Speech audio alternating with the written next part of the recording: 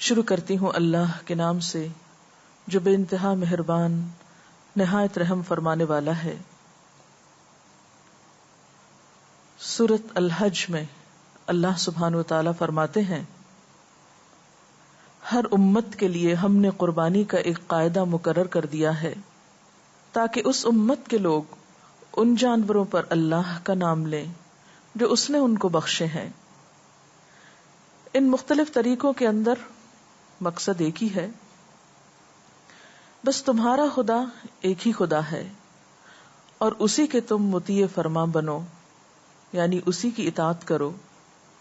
اور اے نبی صلی اللہ علیہ وسلم خوشخبری سنا دیجئے عاجزانہ روش اختیار کرنے والوں کو، جن کا حال یہ ہے کہ اللہ کا ذکر سنتے ہیں تو ان کے دل کانپ اٹھتے ہیں۔ جو مصیبت بھی ان پر آتی ہے اس پر صبر کرتے ہیں، نماز قائم کرتے ہیں، اور جو کچھ رزق ہم نے ان کو دیا ہے اس میں سے خرچ کرتے ہیں۔ اور قربانی کے اونٹوں کو ہم نے تمہارے لیے شعائر اللہ میں شامل کر دیا ہے، یعنی اللہ کی نشانیوں میں سے ہیں۔ تمہارے لیے ان میں بھلائی ہے، یعنی فائدے ہیں، پس انہیں کھڑا کر کے ان پر اللہ کا نام لو۔ اور جب قربانی کے بعد ان کی پیٹھیں زمین پر ٹک جائیں، یعنی ان کی روح نکل جائے، ان میں حرکت باقی نہ رہے، تو ان میں سے خود بھی کھاؤ اور ان کو بھی کھلاؤ جو قناعت کیے بیٹھے ہیں، اور ان کو بھی جو اپنی حاجت پیش کریں، یعنی جو سوال کریں۔ ان جانوروں کو ہم نے اس طرح تمہارے لیے مسخر کیا ہے تاکہ تم شکریہ ادا کرو۔ نہ ان کے گوشت اللہ کو پہنچتے ہیں اور نہ خون پہنچتا ہے، مگر اسے تمہارا تقوی پہنچتا ہے۔ اس نے ان کو تمہارے لیے اس طرح مسخر کر دیا ہے تاکہ تم اس کی بخشی ہوئی ہدایت پر تم اس کی تکبیر کرو، اس کی بڑائی بیان کرو۔ اور اے نبی صلی اللہ علیہ وسلم بشارت دے دو محسنین کو، نیکی کرنے والوں کو، احسان کرنے والوں کو۔ سورۃ الحج کی یہ آیات قربانی کے بارے میں بہت سی غلط فہمیوں کا ازالہ کرتی ہیں۔ سب سے پہلی بات تو یہ کہ قربانی صرف ہمارے لیے نہیں، یعنی امت مسلمہ کے لیے نہیں، قربانی ہر امت کے لیے رہی ہے۔ لِكُلِّ أُمَّةٍ جَعَلْنَا مَنْسَكًا۔ اور پھر کس لیے قربانی کا طریقہ مقرر کیا گیا؟ بتایا گیا کہ تاکہ لوگ ان جانوروں پر اللہ کا نام لیں جو اللہ نے ان کو بخشے ہیں، یعنی جو نعمت جانوروں کی شکل میں اللہ نے انسان کے فائدے کے لیے پیدا کی ہے، ان جانوروں سے فائدہ اٹھاتے ہوئے اللہ کو یاد کریں، اور پھر جب انہیں اللہ کے راستے میں قربان کریں تو اس وقت بھی اللہ کے سوا کسی اور کے نام پہ قربان نہیں کریں، کسی اور کا ذکر اس وقت نہیں کریں، صرف اور صرف اللہ کو یاد کریں، تاکہ جس نے نعمت دی اسی کے راستے پر قربان ہو اور اسی کا شکر ادا ہو۔ اور پھر مزید یہ فرمایا فَإِلَٰهُكُمْ إِلَٰهٌ وَاحِدٌ، بس تمہارا الہ ایک ہی الہ ہے، یعنی امتیں مختلف رہیں لیکن الہ سب کا ایک ہی ہے۔ اسی ایک الہ نے سب کے لیے دین کے طریقے مقرر کیے، اسی نے ہمارے لیے قربانی کا طریقہ مقرر کیا۔ گویا قربانی کرنا کسی عام انسان کی طرف سے نہیں حکم، یا کسی معمولی ہستی یا کسی معمولی شخص نے اس کا قاعدہ مقرر نہیں کیا، یہ تو براہ راست خود اللہ کی طرف سے آیا ہے طریقہ، اس کا حکم تو اس کی طرف سے آیا ہے۔ بس تمہارا خدا ایک ہی خدا ہے، اور تم کیا کرو فَلَهُ أَسْلِمُوا، تم سب اس کے فرما بردار بن جاؤ، اس کے اطاعت گزار بن جاؤ، اس کے آگے جھک جاؤ، اس کے مطیع فرمان ہو جاؤ، اپنا آپ اس کے حوالے کر دو۔ جب اس کا حکم آ جائے تو پھر اپنی مرضی نہ کرو، فبشر المخبتین، اور خوشخبری سنا دو عاجزی کرنے والوں کو جو اللہ کا حکم سن کر اطاعت کرنے لگتے ہیں، حجت بازی نہیں کرتے، بحث مباحثہ نہیں کرتے. کون ہے یہ عاجزی کرنے والے؟ الذین اذا ذکر اللہ وجلت قلوبہم، یہ وہ لوگ ہیں کہ جب ان کے سامنے اللہ کا ذکر کیا جاتا ہے، اللہ کا نام لیا جاتا ہے، اللہ کا حکم انہیں سنایا جاتا ہے، اس کی کوئی بات ان کے سامنے آتی ہے تو وجلت قلوبہم، ان کے دل کانپ اٹھتے ہیں. کہاں یہ کہ وہ اللہ کے کسی حکم کا مذاق اڑائیں یا اس میں کوئی حجت بازی کریں یا اس کا کوئی نقصان بتائیں. اس کے برعکس وہ جھک جاتے ہیں اور اللہ کی بات صرف اپنی عقل پر نہیں تولتے بلکہ اس کے حکم کو اپنے دل پر لیتے ہیں اور دلوں کی توجہ اور دل جمعی کے ساتھ وہ اللہ کے حکم کی اطاعت کرتے ہیں. والصابرین علی ما اصابہم، اور ان کی خوبی کیا ہے کہ جو بھی مصیبت انہیں آتی ہے اس پر صبر کرتے ہیں.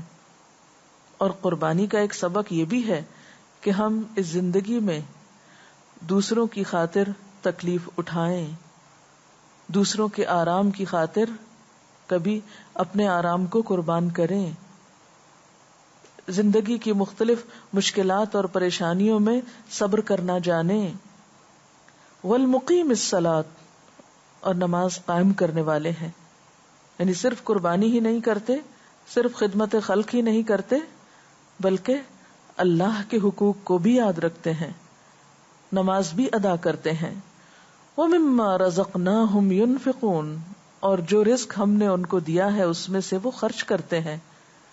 اور قربانی میں صرف جانور ہی قربان نہیں ہوتا بلکہ اس میں انسان اپنا مال بھی قربان کرتا ہے. اور بسا اوقات جانور کو پالتے پالتے جب اس سے محبت ہو جاتی ہے تو اپنے جذبات کی قربانی بھی ہوتی ہے.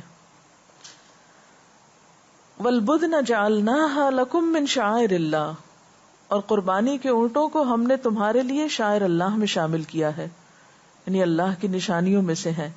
خصوصاً وہ اونٹ جو حج کے موقع پر ہدی کے طور پر بیت اللہ کی طرف لے جائے جاتے ہیں یا قربان گاہ کی طرف لے جائے جاتے ہیں. ان میں تمہارے لیے بھلائی ہے، یعنی ان کی قربانی تمہارے لیے فائدہ مند ہے، بس انہیں کھڑا کر کے ان پر اللہ کا نام لو. یہاں اونٹ کی قربانی کا طریقہ بھی بتایا گیا. باقی جانور لٹا کر ذبح کیے جاتے ہیں لیکن اونٹ کو کھڑا کر کے اس کے حلقوم پر نیزہ مارا جاتا ہے اور پھر اس کے بعد ذبح کیا جاتا ہے.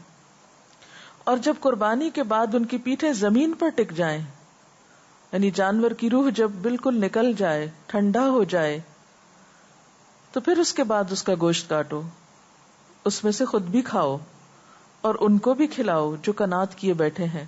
یعنی قربانی کرنے سے کوئی نقصان نہیں ہوتا، قربانی کرنے کے بعد گوشت کا بہترین استعمال ہوتا ہے. عموماً ہم دیکھتے ہیں کہ گوشت مہنگا ہوتا ہے، ہر شخص اسے خریدنے کی استطاعت نہیں رکھتا. قربانی کے موقع پر گوشت کا فائدہ یا گوشت ان تک بھی پہنچ جاتا ہے جو عام طور پر خود خرید کر نہیں کھا سکتے. لہذا یہاں پر خصوصی طور پر ان لوگوں کا بھی ذکر کیا گیا کہ قربانی کرنے کے بعد قربانی کا گوشت پھینک نہیں دو، ضائع نہیں کرو، بلکہ اس کو بہترین طریقے پر استعمال کرو. اور اس کا بہترین استعمال کیا ہے کہ جو قناعت کیے ہوئے ہیں، انتظار میں ہیں، مانگتے نہیں، پریشان نہیں کرتے، ضرورت مند ہیں، ان تک خود پہنچاؤ اور ان کو بھی دو جو اپنی حاجت پیش کریں، یعنی جو مانگنے کے لیے آئے. یعنی دونوں طرح کے لوگوں کا خیال رکھا جائے. ان جانوروں کو ہم نے اس طرح تمہارے لیے مسخر کیا ہے تاکہ تم شکریہ ادا کرو. یعنی قربانی کے موقع پر اللہ کے ذکر کے علاوہ اس کا شکر بھی ادا کرو. اور شکر کس طرح کہ یا رب تو نے یہ نعمت ہمیں بخشی، تیری خوشی، تیرا قرب پانے کے لیے، تیری رضا حاصل کرنے کے لیے ہم انہیں تیرے راستے میں تیرے بتائے ہوئے طریقے کے مطابق قربان کر رہے ہیں. تیری نعمت کے شکریہ کے طور پر یہ نذرانہ ہم پیش کر رہے ہیں. پھر اللہ تعالیٰ فرماتے ہیں نہ ان جانوروں کے گوشت اللہ کو پہنچتے ہیں اور نہ خون، مگر اسے تمہارا تقویٰ پہنچتا ہے. یعنی یہ گوشت تو تمہارے کام آئے گا. اللہ تعالیٰ کو تو گوشت نہیں چاہیے، اسے ان کا خون بھی نہیں چاہیے، اسے ان میں سے ان کی کسی بھی چیز کی ضرورت نہیں ہے. ہاں، وہ اس سارے عمل میں یہ دیکھ رہا ہے کہ تمہارے دل کی حالت کیا ہے، تمہارے جذبات کا عالم کیا ہے، اور تم کس خوش دلی کے ساتھ یہ کام کر رہے ہو. اس نے ان کو تمہارے لیے اس طرح مسخر کیا ہے تاکہ اس کی بخشی ہوئی ہدایت پر تم اس کی تکبیر کرو، اس کی بڑائی بیان کرو، اس اللہ کا شکر ادا کرو جس نے تمہیں دین میں یہ طریقہ سکھایا، شکر ادا کرنے کا طریقہ بتایا. اور اے نبی صلی اللہ علیہ وسلم خوشخبری سنا دیجئے محسنین کو، نیک کام کرنے والوں کو، کہ جو خوشی کے ساتھ اللہ کی اطاعت کرتے ہیں، جو آگے بڑھ کر بغیر کسی حیل و حجت کے اللہ کی راہ میں اپنی جان، اپنا مال، اپنے جذبات، اپنی خواہشات اور سب کچھ قربان کرنے کے لیے تیار ہو جاتے ہیں. تو قربانی کے بارے میں قرآن پاک میں بنیادی طور پر یہ آیت ملتی ہے. اس کے علاوہ بھی کچھ آیات ہیں. سنت رسول صلی اللہ علیہ وسلم میں بھی قربانی کے بارے میں ہمیں بہت سی ہدایات ملتی ہیں، اور اس کا اندازہ ہم اس سے لگا سکتے ہیں کہ قرآن و سنت میں قربانی کے لیے کئی الفاظ استعمال ہوئے ہیں.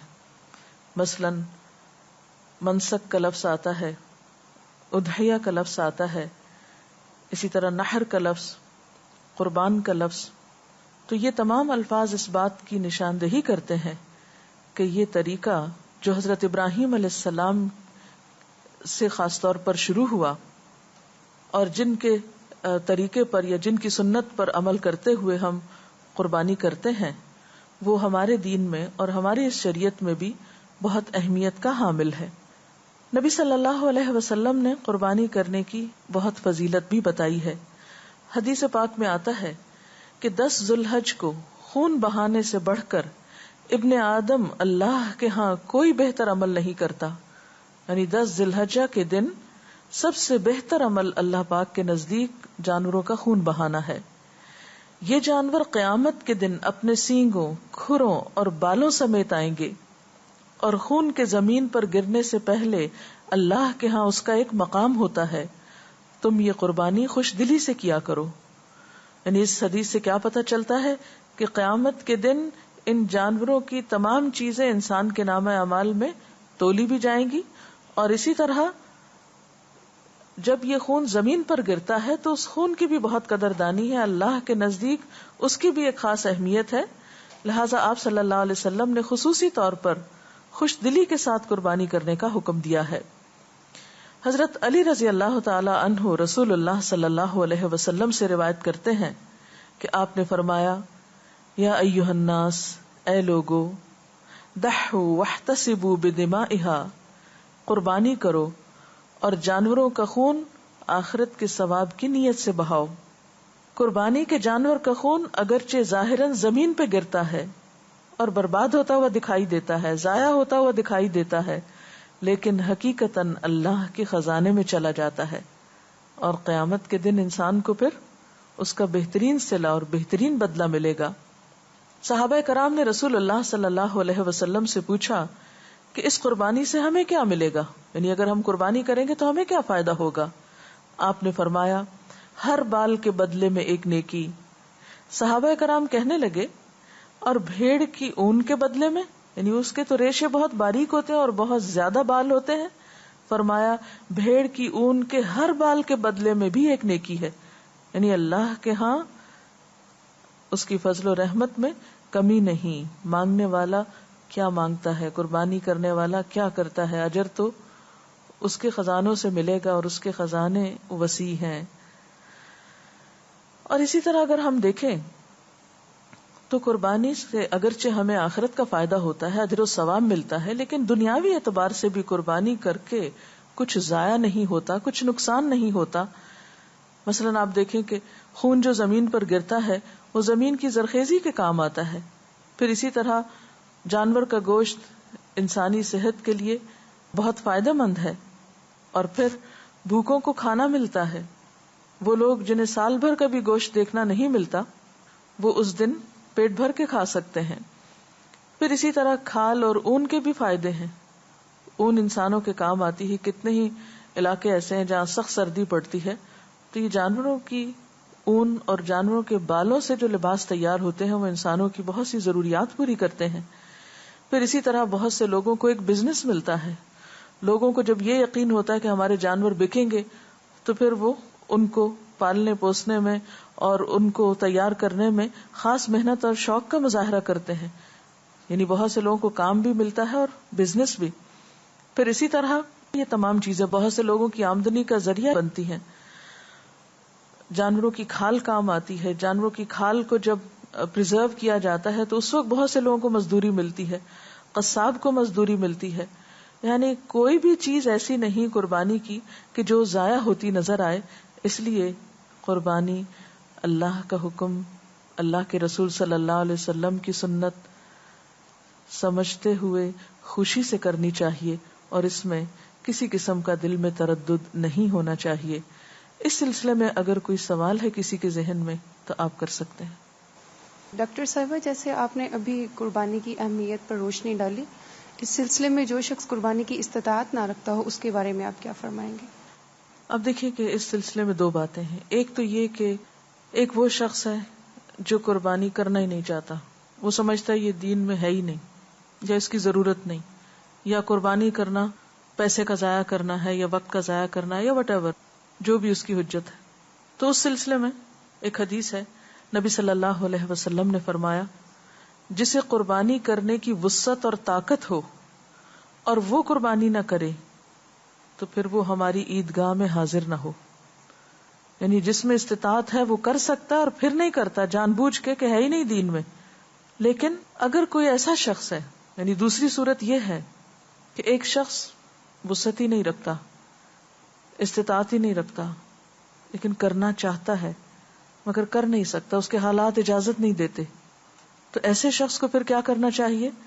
اس کے بارے میں آپ صلی اللہ علیہ وسلم سے ایک شخص نے عرض کیا کہ میرے پاس قربانی کے لیے تو کوئی جانور نہیں، لیکن میرے پاس دودھ دینے والا ایک جانور ہے، کیا میں اسی کی قربانی کر لوں؟ تو آپ صلی اللہ علیہ وسلم نے اس کو منع فرمایا۔ کیوں؟ اس لیے کہ ہمارے دین میں سختی نہیں، رعایت ہے۔ اگر وہ شخص اس جانور کو ذبح کر دیتا تو کیا ہوتا؟ آئندہ کے لیے اپنی ضرورت پوری نہ کر سکتا اور دوسروں کے سامنے ہاتھ پھیلاتا۔ آپ صلی اللہ علیہ وسلم نے ارشاد فرمایا کہ نہیں، بلکہ تم عید کی نماز کے بعد اپنے بال، ناخن اور مونچھیں کٹوا لو، بس اللہ تعالی کے نزدیک یہی تیری پوری قربانی ہے، یعنی اسی سے تمہاری قربانی ہو جائے گی۔ اسی لیے حکم ہے کہ جو شخص قربانی کا ارادہ رکھتا ہو پھر وہ چاند نظر آنے کے بعد اپنے ناخن بھی نہیں تراشے، اپنے بال بھی نہیں کاٹے، اور پھر کب کاٹے؟ جب قربانی ہو جائے۔ اب ایک شخص جو قربانی کر نہیں سکتا تو پھر وہ کیا کرے؟ عید کی نماز پڑھ کر اپنے بالوں وغیرہ کی صفائی کر لے، تو اس کے لیے بھی انشاءاللہ اس کی نیت اور اس ریچول کو ادا کرنے کی وجہ سے اس کو اجر مل جائے گا۔ کوئی اور سوال ہو تو آپ کر لیجیے۔ ڈاکٹر صاحبہ، ابھی آپ نے بتایا کہ استطاعت والے کے لیے قربانی کرنا لازمی ہے، تو استطاعت کس کو کہیں گے؟ کیونکہ عموماً یہ خیال پایا جاتا ہے کہ جن لوگوں کے پاس گولڈ ہے وہ ان کے لیے قربانی کرنا لازم ہے، تو کیا اس کا بھی کوئی نصاب مقرر کیا گیا ہے؟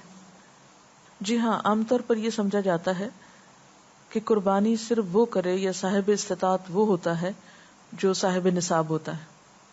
مثلا جس پر زکوٰۃ لازم ہے یا واجب ہے اسی پر قربانی بھی ضروری ہے۔ حالانکہ ہم دیکھتے ہیں کہ نبی صلی اللہ علیہ وسلم 10 سال مدینہ میں رہے اور ہر سال قربانی کرتے رہے۔ پھر اسی طرح آپ نے حجۃ الوداع کے موقع پر 100 اونٹوں کی قربانی کی، جبکہ 63 اونٹ آپ نے اپنے ہاتھ مبارک سے کیے اور باقی اونٹ جو تھے وہ حضرت علی رضی اللہ تعالی عنہ نے کیے۔ لیکن دوسری طرف ہم آپ کا حال دیکھتے ہیں تو آپ کبھی صاحب نصاب نہیں رہے، کیونکہ آپ کے پاس جو کچھ آتا تھا وہ سب صدقہ کر دیتے تھے۔ اور آپ کے اپنے گھر والوں کا حال کیا ہوتا تھا؟ ایک روایت میں آتا ہے، بخاری کی روایت ہے، حضرت عائشہ رضی اللہ تعالی عنہا بیان کرتی ہیں کہ جب سے آل محمد مدینہ میں آئے کبھی مسلسل 3 رات تک گندم کے آٹے کی روٹی سے سیر نہیں ہوئی میں.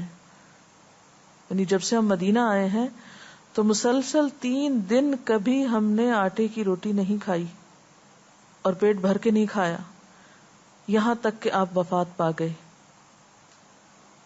یعنی صرف حضرت عائشہ کا حال یہ نہیں تھا بلکہ سارے گھر والوں کا حال یہی تھا، لیکن اس کے باوجود آپ نے قربانی کی. تو اس سے پتہ یہ چلتا ہے کہ قربانی کے لیے ضروری نہیں کہ انسان کے پاس ایک سرٹن اماؤنٹ ہو. اصل میں قربانی ہے کیا چیز؟ قربانی تو محبت کا اظہار ہے، اللہ سے قرب کا اظہار ہے، اور محبت کے اظہار میں تو انسان بڑی بڑی قربانیاں کرتا ہے. اب یہ بھی ہو سکتا ہے کہ ایک شخص جس کے پاس عام طور پر کچھ زیادہ نہ ہو، قربانی کے موقع پر اتنا ہو جائے کہ جس سے وہ قربانی کرے یا کر سکے تو کر لے، اور اگر وہ نہیں بھی کرنا چاہتا کہ اس کو کل کے لیے فکر ہے تو وہ نہ بھی کرے تو کوئی بات نہیں. تو اس میں اصل چیز تو وہی ہے جو پیچھے آیت میں گزر چکی کہ اللہ تعالیٰ تو تمہارا تقویٰ دیکھتا ہے. وہ یہ نہیں دیکھتا کہ کون کر کیا رہا ہے، وہ یہ دیکھتا ہے کہ کس جذبے اور کس نیت کے ساتھ کیا جا رہا ہے. کیا مسافر کو بھی قربانی کرنی ہوتی ہے؟ آپ کا سوال بہت اچھا ہے.